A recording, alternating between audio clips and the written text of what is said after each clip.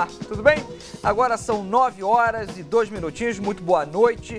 Seguinte, até o final de junho, aproximadamente 2 milhões de jovens do sexo masculino com 18 anos ou que completam essa idade em 2015 irão até as juntas de serviços militares se alistarem para um possível exercício nas Forças Armadas.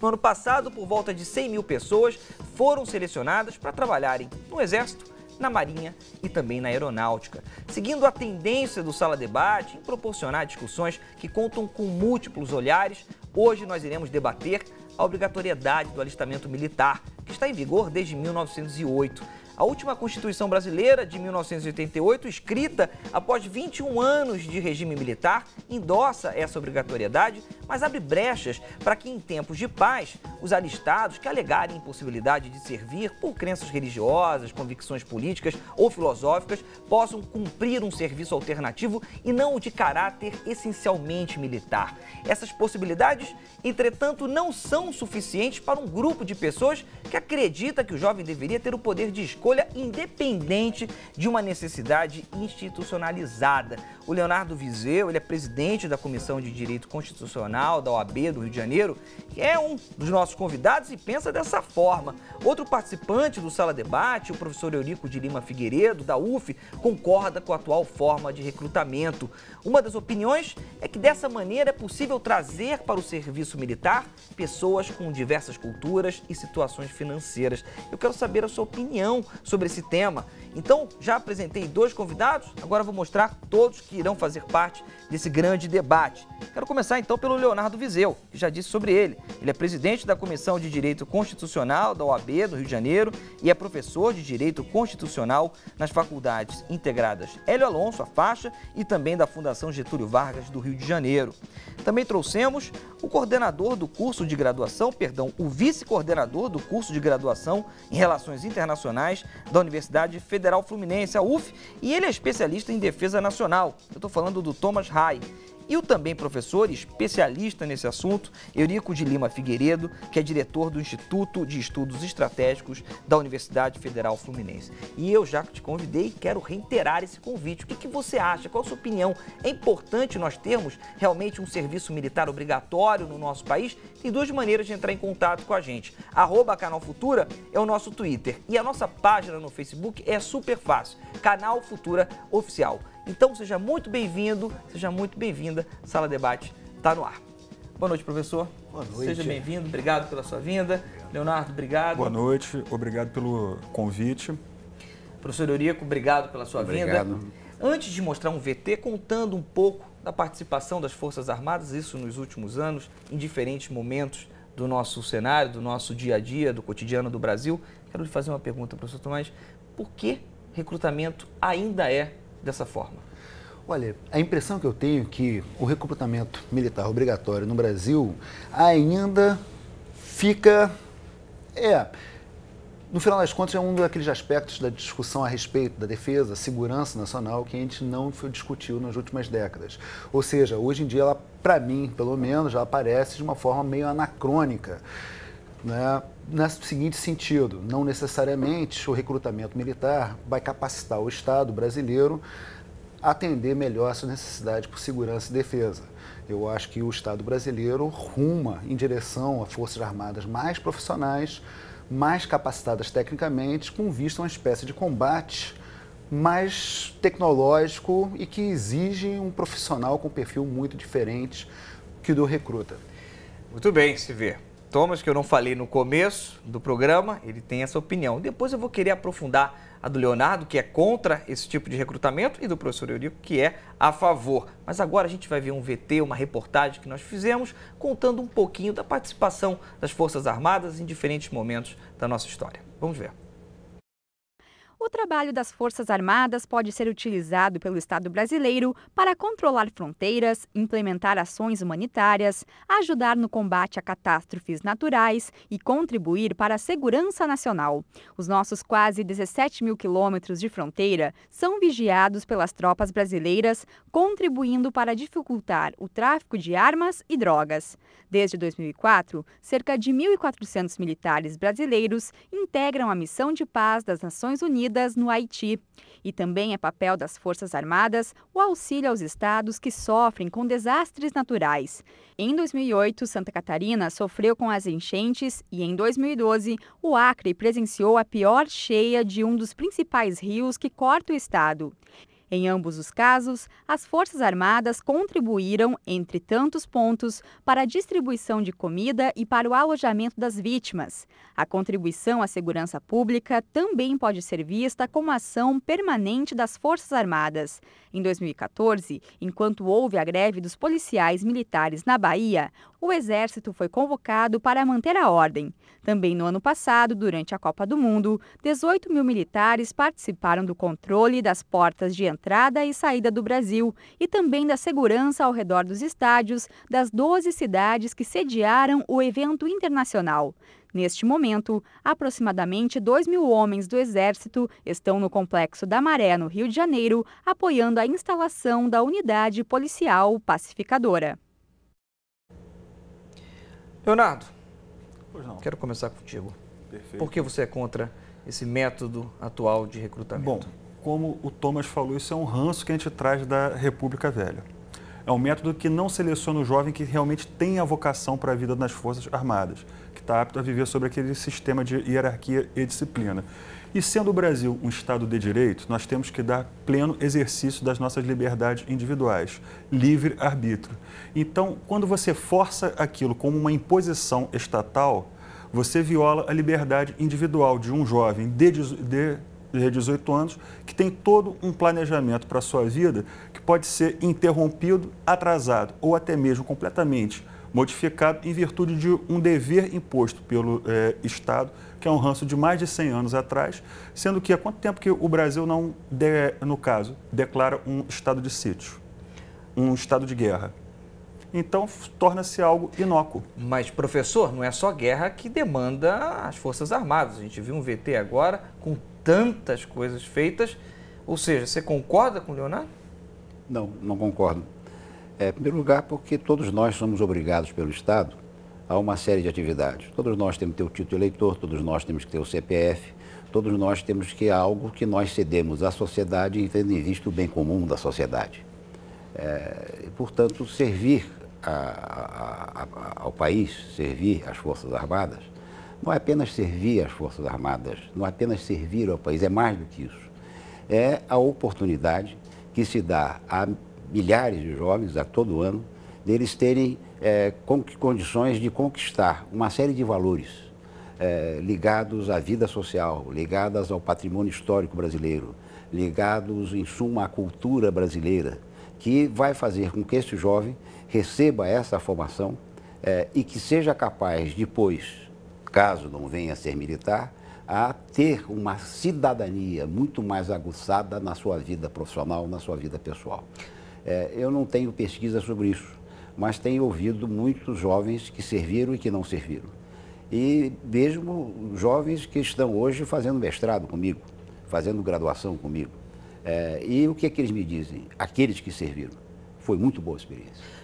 Espera só um minutinho, Leonardo. Eu sei que você já quer responder à provocação do Eurico, mas eu quero trazer o Thomas. O seguinte, se não fosse obrigatório, teríamos contingente, ou seja, teríamos número de voluntários para poder ocupar demandas tão grandes como a gente viu? Olha, Tiago, é o seguinte, a contribuição que quero dar aqui é justamente trazer uma outra perspectiva. O professor Eurico está evidenciando justamente a dimensão política, o professor Leonardo está evidenciando a dimensão normativa jurídica. Vou trazer uma outra ideia, né, das Forças Armadas produzindo um bem público, que a gente chama em economia de bem público perfeito, que é esse negócio chamado defesa e segurança, né? Bom, a produção desse bem público chamado defesa e segurança apresenta uma série de problemas para a literatura da economia, desproporcionalidade, subotimização e como é que nós, como sociedade, lidamos para, minimizar esses problemas decorrentes em proporcionar esse bem público. Uma dessas maneiras seria justamente através da conscrição. Foi essa a ideia inicial do exército de massa, né? A discussão que a gente deveria ter hoje em dia é, hoje em dia, em que medida o recruta contribui para o esforço de defesa nacional, para a segurança do nosso Estado? Né, justamente para, de repente, fazer vistas a um fenômeno que não foi muito evidenciado naquele vídeo que passou, que é justamente o fenômeno da guerra. E aí a gente está falando não são de ações paramilitares, de policiamento, são conflitos de alta intensidade que requerem uma espécie de treinamento, de adestramento muito mais, muito diferente que os recrutas que nesse período de um ano vão receber. Ou seja, a nossa defesa e segurança, de repente, exige, né, um tipo de pessoa, um profissional mais especializado. Mas esse não é um desafio no mundo inteiro? Bom, os países desenvolvidos... Nos Estados Unidos, no Afeganistão, a gente tem outras tropas que também estão envolvidas em guerras. A literatura diz o seguinte: os países desenvolvidos já estão no que se chama de forças armadas pós-modernas. Né? Então, eles já estão fazendo incorporação de mulheres, já estão fazendo incorporação, são forças exclusivamente profissionais, mas essa discussão, que é uma discussão muito na literatura norte-americana, literatura acadêmica europeia, não reflete a nossa realidade e as nossas necessidades de defesa. Ou seja, o que a gente tem que fazer agora aqui é começar a pensar a nossa realidade de defesa a partir dos nossos condicionantes estruturais. E isso significa o quê? Bom, isso significa a gente começar a pensar como é que a gente vai se inserir, né, dentro da América Latina e dentro do mundo, e o que a gente espera em termos de ameaças, de desafios, em relação... o que a gente espera que as nossas Forças Armadas contribuam para isso. Agora, professor Eurico, o Brasil, por exemplo, quer entrar na Força de Segurança, quer ter uma participação maior na ONU, e para isso foi até o Haiti, por exemplo, como a gente viu dentro da nossa reportagem. Esses recrutas não são importantes? Não é importante mostrar esse serviço? Eu não tenho dúvida que é importante. Eu, a certos aspectos, tanto do meu colega jurista, como do meu colega internacionalista, cientista político também, como eu, a discussão é complexa, mas eu mantenho a minha posição. E digo mais ainda, eu acho que é importante, porque você citou a Constituição de 2008, que reafirma a obrigatoriedade do serviço, mas nós temos um outro documento extremamente importante, que se chama Estratégia Nacional de Defesa, que é de 2008. E na terceira orientação, no que diz respeito ao planejamento estratégico das Forças Armadas Brasileiras, fala e enfatiza a questão do serviço militar obrigatório como um caráter republicano acima das classes. Essa expressão não é minha, a expressão é da própria Índia. Ou seja, significa que nós precisamos ter condições de ter um instrumento, como as nossas Forças Armadas, que sejam capazes de juntar os brasileiros jovens, que sejam capazes de juntar os brasileiros jovens de diversos lugares, de diversas condições sociais, de diversas condições econômicas, que eles sejam capazes de ver o Brasil, que eles sejam capazes de entender o Brasil, que eles sejam capazes de entender a importância do que nós chamamos de defesa nacional. Há uma frase muito importante de Goethe, se não me engano, um grande poeta alemão, que diz que você pode não estar interessado na guerra, mas a guerra está interessada em você. Se nós vermos o perfil que esses jovens de hoje vão ter nos próximos 30, 40 anos, nós vamos chegar à conclusão de que o mundo que nos adianta não é pacifista, ao contrário, é um mundo extremamente problemático e extremamente em conflito. Mais ainda, na medida em que o Brasil é capaz, só para terminar o raciocínio, na medida em que o Brasil se transforma o ator global, na medida em que o Brasil quer projetar-se entre as nações, não para ser um império, nem para ser mais forte ou mais fraco, simplesmente para podermos ter a nossa individualidade entre as nações, nós precisamos sim nos fortalecer e ter condições de que a defesa nacional seja compreendida não como um dever das Forças Armadas apenas, mas ao contrário, como um dever de toda a sociedade. E isto eu acho que é ministrado aos soldados, aos jovens soldados que vão servir a nossa força. Deixa eu trazer o público para dentro desse debate. Faça igual o Sérgio, o Otávio, a Suza, participe aqui do Sala Debate. Eu quero saber a sua opinião. É importante ou não é importante termos uma seleção obrigatória dentro das forças militares? @Canal Futura é o nosso Twitter e o nosso Facebook é Canal Futura Oficial. Leonardo Sérgio fala o seguinte: Sérgio Santana, obrigado pela sua participação. Ele diz o seguinte: se nós vivemos em um país que se diz democrata, nós deveríamos ter o poder de escolha. O que você acha? Eu acho que ele está completamente correto. Entendam bem, todo país sério depende das suas forças armadas muito bem estruturadas. O que se questiona é se esse processo seletivo vai realmente capacitar, ou melhor ainda, selecionar pessoas que tenham a vocação para a vida militar. Não é qualquer pessoa que tem o perfil para viver sob a égide de disciplina e hierarquia de ordem unida. A partir do instante que você não dá ao jovem, que tem realmente a vocação para isso, a condição de ir para as Forças Armadas, muitas vezes você pode selecionar temporariamente pessoas que não têm o perfil adequado para servir a Marinha, Exército e a Aeronáutica. E esse ponto que, entendeu, eu falo, é preferível você ter um processo facultativo, no qual o jovem possa ter a opção de escolha de seguir a carreira militar efetivamente, do que você ter um processo obrigatório, anacrônico, que não faz uma seleção de perfil adequada e muitas vezes coloca um conscrito por um ano para depois eliminá-lo do processo. O questionamento que tem que ser feito é esse, rapidamente. Agora, existe um ponto muito grande, que são os benefícios para a carreira desse jovem, independente se ele segue ou não ali nas esferas militares. É por isso que eu queria trazer agora para o debate a Tereza Fraga. Ela é especialista em recursos humanos, em carreira, né? Atualmente ela preside o grupo DSRH, que é especializado na seleção de candidatos para vagas em diversas empresas. Tereza, tudo bem? Muito boa noite. Boa noite, tudo bem com vocês? Tudo ótimo, seja bem-vinda.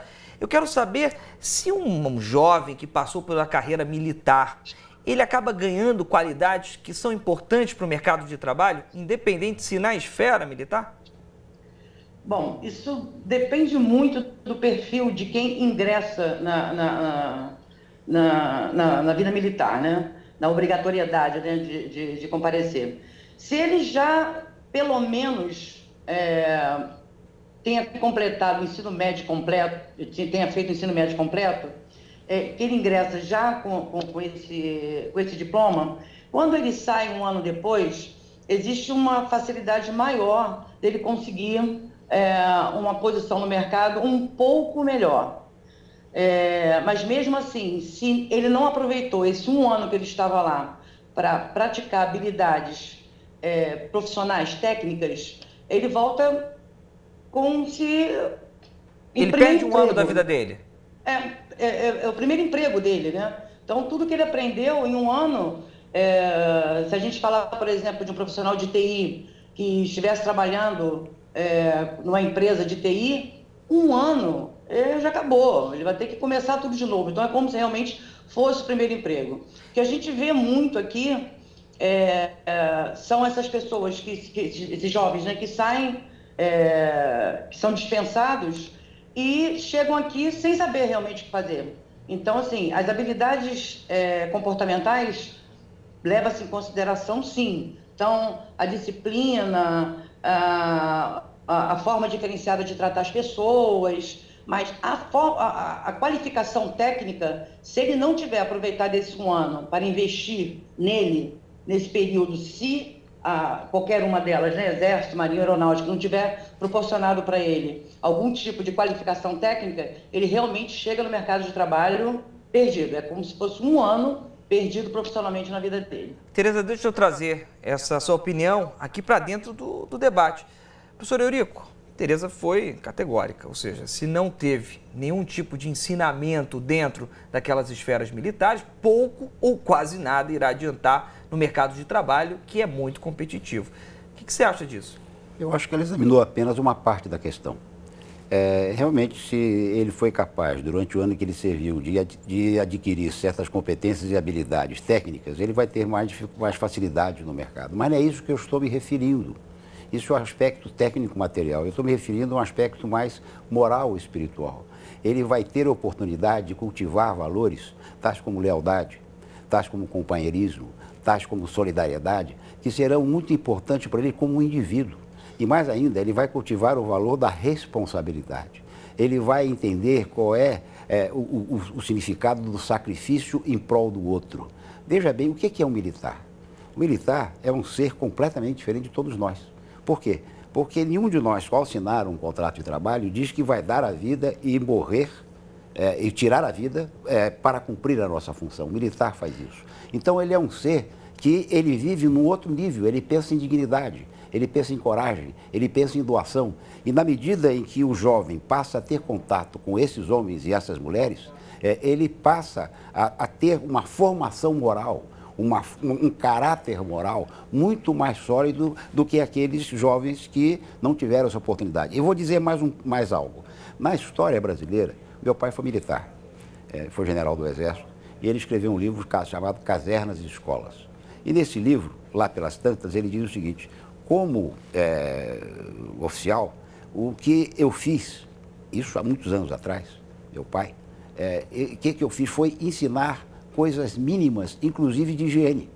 Porque milhares e milhares de jovens naquela época morriam por não ter contato com procedimentos de higiene. Isso, claro, que o Brasil foi capaz de superar em algum sentido, não em todo sentido. Nós temos regiões no Brasil extremamente pobres, em que esses jovens, pela primeira vez, vão ter condições, inclusive, de alimentação e saúde que não teriam se não tivessem nas Forças Armadas. Não tenho a menor dúvida que isso é um legado, enfim, tem todo um ensinamento, uma relação com o saneamento básico. Até hoje existe esse tipo de tratamento. Agora, eu estou falando de um aspecto moral, espiritual. Exercer, Thomas, para a gente entrar dentro de caracteres ligados à disciplina, ligados à valorização do nosso país, é necessário somente seguir o Exército?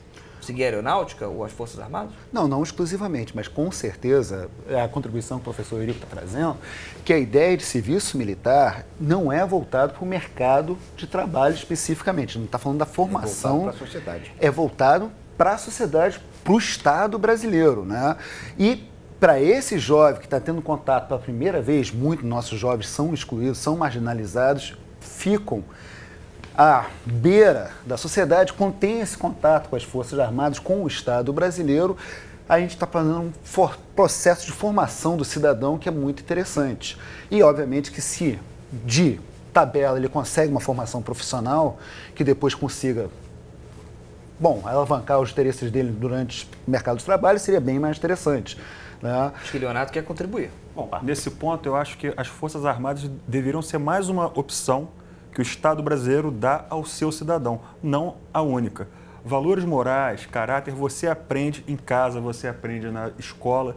Então, eu acho que nós devemos estruturar o nosso país quanto, nação, para priorizar ações educacionais, ações na área de saúde, vigilância sanitária, higiene pessoal, para que o Exército não seja a única tábua de salvação para muitos jovens. Seja mais uma opção de escolha que o Estado pode te dar. Eu posso optar em fazer um curso técnico, eu posso optar em fazer um curso profissionalizante e não ter como única saída para a minha vida, ter que botar a farda e servir as Forças Armadas. Eu penso que ela pode ser mais uma opção, como vem sendo ao longo de toda a sua história. Realmente concordo com o professor Eurico que para muitos jovens as Forças Armadas foi um marco divisor na vida deles. Para muitos não foram.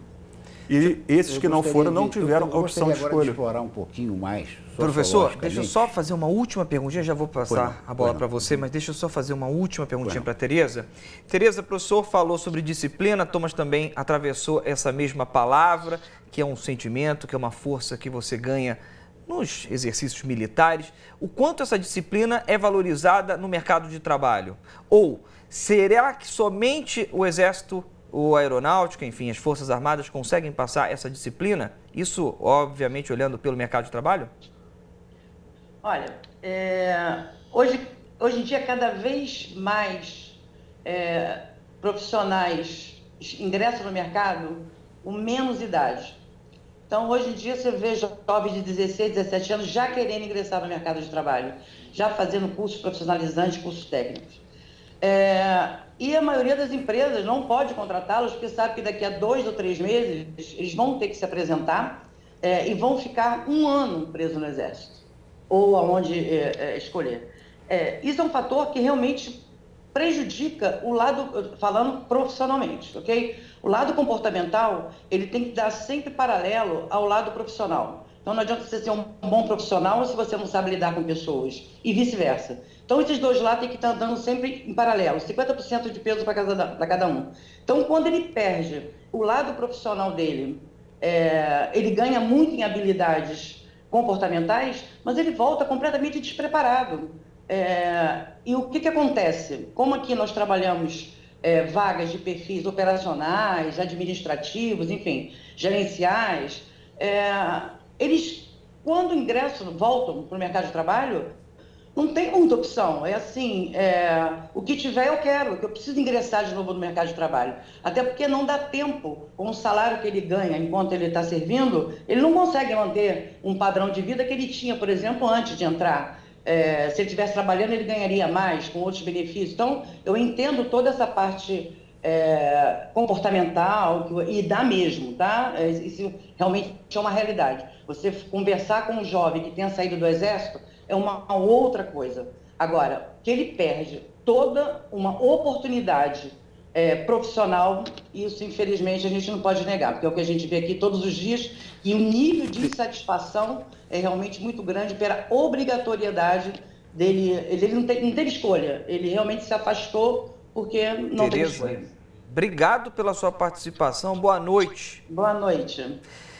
Professor Eurico, claro, tem muitas pessoas participando, faça igual a Susan, igual o Rodrigo, mande seu comentário, sua dúvida aqui para o @Canal Futuro, é o nosso Twitter, e a nossa página no Facebook é o Canal Futuro Oficial.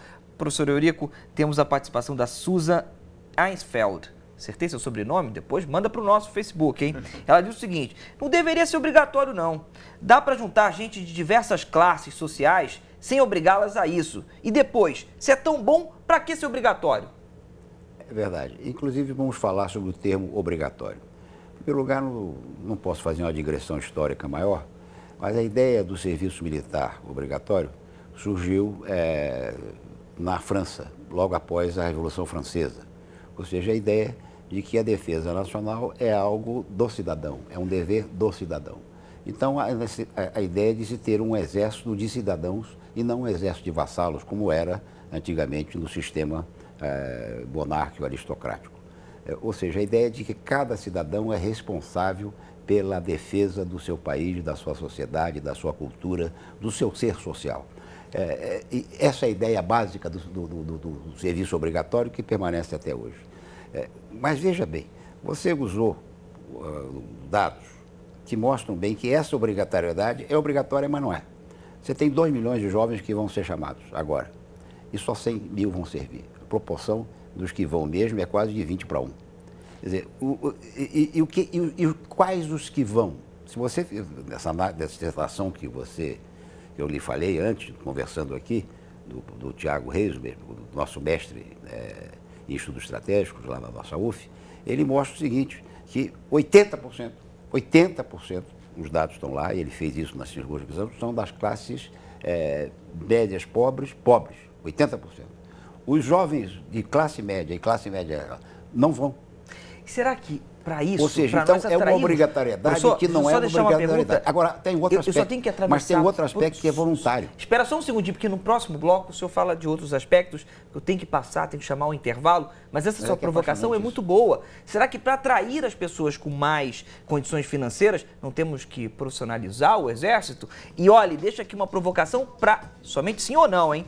Do Rodrigo Floro. Rodrigo, obrigado pela sua participação. Ele diz o seguinte, rapidamente, rodada rápida, hein? Algum dos presentes no programa, me incluindo, prestou o serviço militar? Não, eu não prestei o serviço militar. Prestou? Não. Prestou. Escola de Oficiais do Corpo de Bombeiro Militar do Estado do Rio de Janeiro, 3º Batalhão. Professor. Sou reservista do Colégio Militar. E então é o seguinte, a gente vai falar de profissionalização no próximo bloco, defesa nacional, enfim, vamos continuar discutindo o alistamento militar obrigatório no nosso país. Continue participando, @Canal Futura é o nosso Twitter e Canal Futura Oficial é o nosso Facebook. Intervalo rapidinho, a gente volta com mais Sala Debate.